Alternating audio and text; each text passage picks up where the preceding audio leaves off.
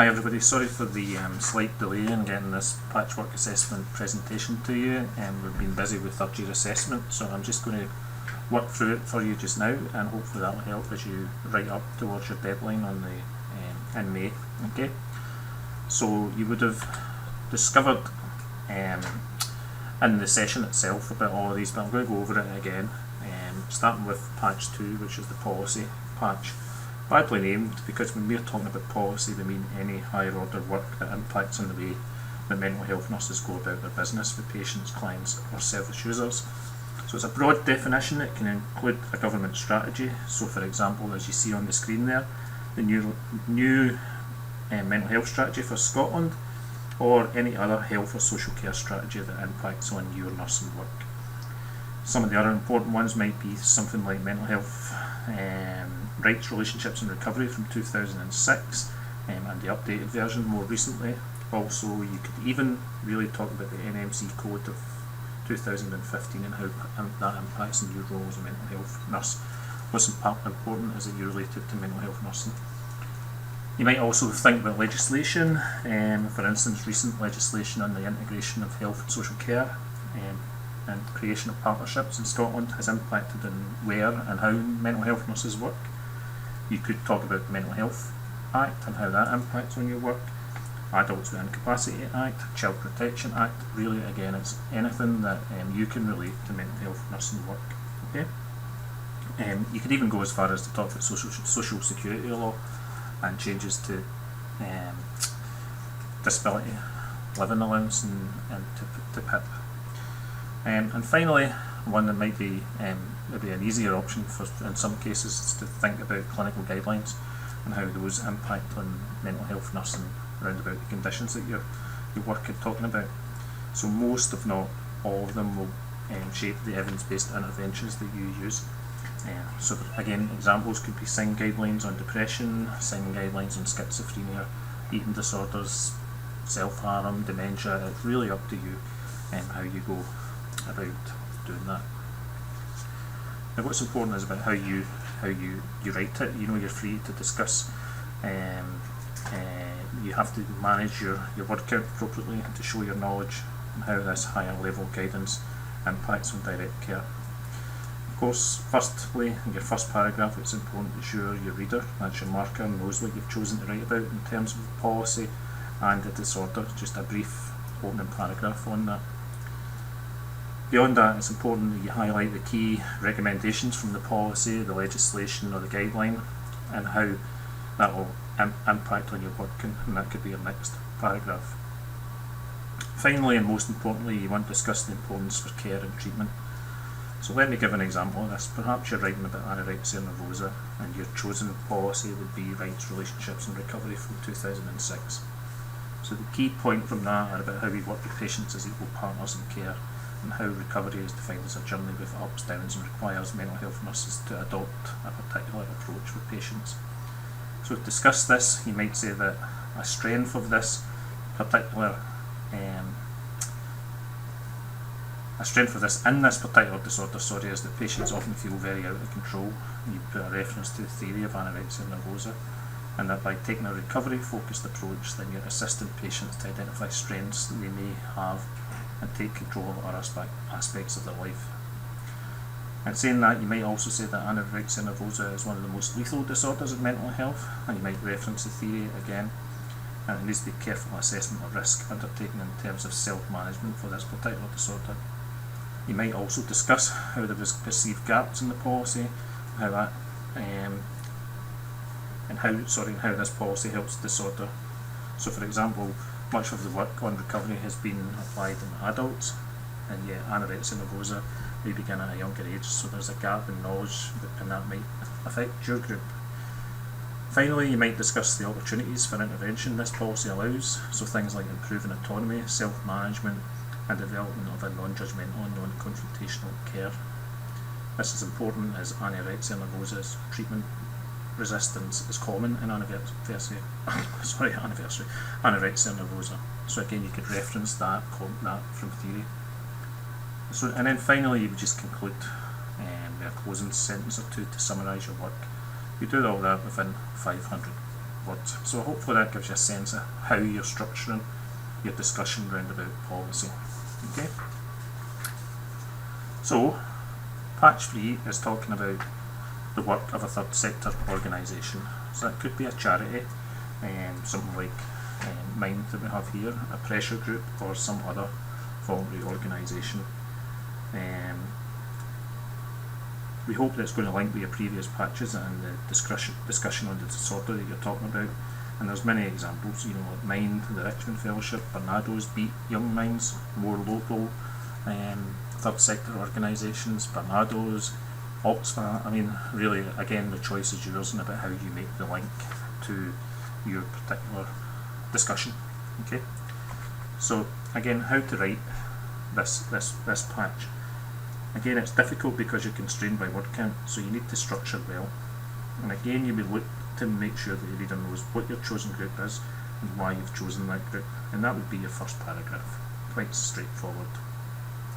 In your second paragraph, we would look for you to describe the work of the organisation in relation to mental health.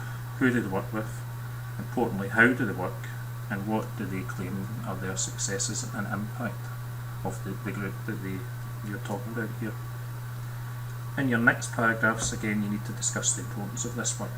Here we're looking for you to answer the above questions and relate to theory of mental disorder.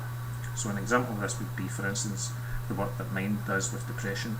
You might discuss in your work that this is important as the medical model is the predominant model in mental health services, and Mind takes and encourages a more holistic view and attempts to educate service users, services and the wider public on issues of mental health. This is important because while the medical model is a dominant theory, evidence for this is not as strong as people would like us to think. Again, you could reference that in theory. You would then discuss who this benefits. Primarily this may be service users who are more able to have their experiences, etc. represented. And then you might say that we know that hearing a service user's voice, they're not often heard, and that empowers them more than they would normally be. And then finally, you might want to discuss how services might learn and develop from the knowledge of your charitable third sector organisation, and what's the benefits to you as a mental health nurse from the knowledge of this charitable organisation. So again, hopefully that helps you draw together and structure your work in a way that is useful for you. Obviously you would finish off just by summarising your work slightly as you would always do. Okay. So this is a longer patch, and there are many theories, as you know now, that underpin the development of a specific mental health problem. So for this longer patch, you're asked to choose one theory only, and consider it in relation to your chosen disorder or issue of choice. So some of the theories are above. There are many others. The aim here is to allow you to explore one of the theories in more depth to improve your understanding. So you could talk about attachment theory, you could talk about the stress and vulnerability model, you could talk about medical model, biological theory, genetics, neurological, physiological, you could talk about cognitive theories, all the ones that are here. It's really, again, your choice and how you relate it to your chosen disorder. Okay, hopefully that makes sense. Sorry I'm moving at a pace, but you can go back and slow me down. I just want this to be available to you as soon as possible.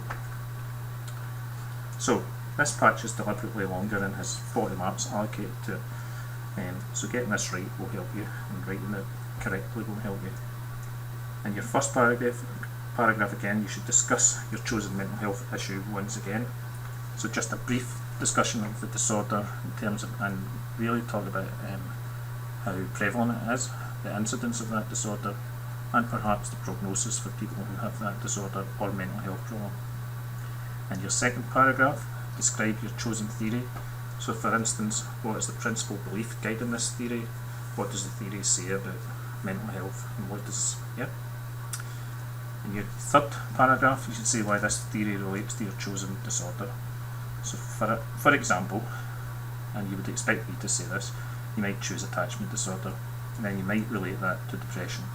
So you might want to say and look for evidence that insecure patterns of attachment lead to more mental health problems in later life, including depression, and you could quite comfortably reference that if you explore the literature on that. And again, that's what we're looking for you to do with each and every theory of your choice.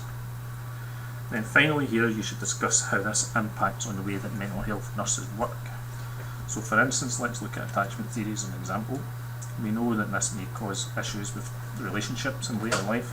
So for instance, how would that impact on the work of the mental health nurse in terms of engaging with somebody who has severe attachment problems in early life and depression in later life? What would the issues be?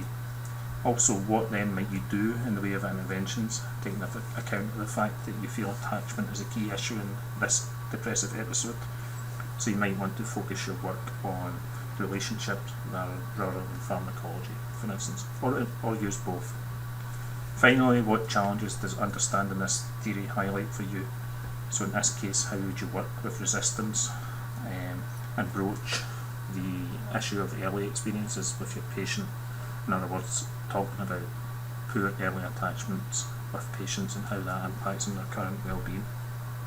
And again, finally, you would finish by summarising your work as you do previously. So, sorry, I've got no idea why that's just come up, but we'll close that. Okay, let's just ignore that. So yeah, so that's your 4 foot and longest patch, 1,000 words. So you're really picking a theory, yeah, describing that theory, the main elements of it, and what it says about the development of mental health problems or disorder, and then about how it relates to your chosen disorder, and then how it relates importantly to the way that you work. 1,000 words, it's a tight word guide again, but hopefully that structure allows you to catch all that you need to for your 40 marks. Okay, and finally, just moving on to the end now, patch 5 is your commentary on the work that's come before. So it's really the conclusion of your work. It is part reflective, and what we want you to do is highlight the learning that's gone on for you. Yeah. So the way to write this, your first paragraph should just signpost to the description and discussion undertaken in your previous 4 patches. Then you should go on to talk about how linking each of these elements is important. So for example, you may discuss that there needs to be equal weight given to patient experience, alternative ways of communicating experiences like creative methods, and to theoretical models which are multiple. Yep. The bulk of the work here should be a personal reflection on your learning journey and how this has impacted on your core knowledge, what you've learned and how you will use your learning. Yep. So conclude by discussing your key takeaway learning from preparing the patch assessment. So basically what we're asking you to do here is reflect on the 4 pieces of work that have gone before, if they're all on the same disorder which is recommended, or in a theme around a disorder, then you're able to bring those together into a final 500 word reflection on what you've learned from that. And learning goes what you've learned in terms of knowledge, but also learning in terms of how you're going to practice as a mental health nurse. So that is a quick blast through the 5 patches. I hope that you'll be able to revisit what I've said and what I've said to make sense. I'm giving you that structure paragraph by paragraph about how to write. It's really for you to read round about the topic and add in the depth. And that's where the marks come from. So hopefully this is useful to you. Again, sorry it's just running a wee bit late. We're doing 3rd year exams at the moment and I'm doing this in the lunch break from that. So and it's been the Easter weekend, etc. So anyway, good luck with it, and you know where we are if you need any help. But you know we're also busy Monday, Tuesday, Wednesday with your OSCAs, so it might be after that before we can get back to you if you get any further questions.